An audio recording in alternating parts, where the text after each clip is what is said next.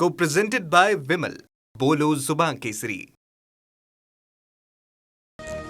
भिवंडीतील इमारत दुर्घटना अत्यंत दुर्दैवी. मुख्यमंत्री फडणवीसांकडून ट्विट करत शोक व्यक्त. प्रकरणामध्ये तात्काळ गुन्हा दाखल करून कारवाईचेही आदेश. मंत्री गिरीश महाजन यांच्याकडून भिवंडीमध्ये दुर्घटनास्थळी पाहणी. परवानगी न घेता दुरुस्तीचं काम सुरू होतं. महाजनांची माहिती. मृतांच्या नातेवाईकांना आर्थिक मदत देण्याचंही आश्वासन. भिवंडीमध्ये धोकादायक 4 मजली इमारत कोसळली. ढिगाऱ्याखालून 9 मृतदेह बाहेर काढले.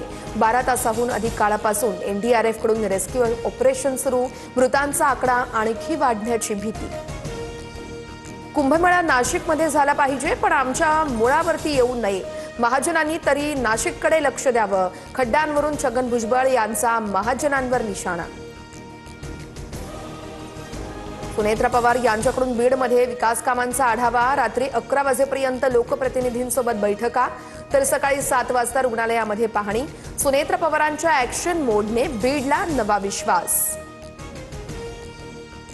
भाजप नगरसेविकेनं विद्यार्थ्यांकडून पाय पुजून घेतल्याचा प्रकार. नगरसेविकेचं शिक्षण किती, भाजपचे नेते अशा विषयांवर बोलणार का? रुपाली ठोंबरे पाटलांचा संतप्त सवाल. नोबेल पुरस्कारासाठी मुख्यमंत्र्यांनी चंद्रकांत पाटलांची शिफारस करावी. संजय राऊतांचा खोचक टोला. दगडावरील हातांचे ठसे आधाराशी लिंक होणार असं अजब वक्तव्य चंद्रकांत पाटील यांनी केलं होतं.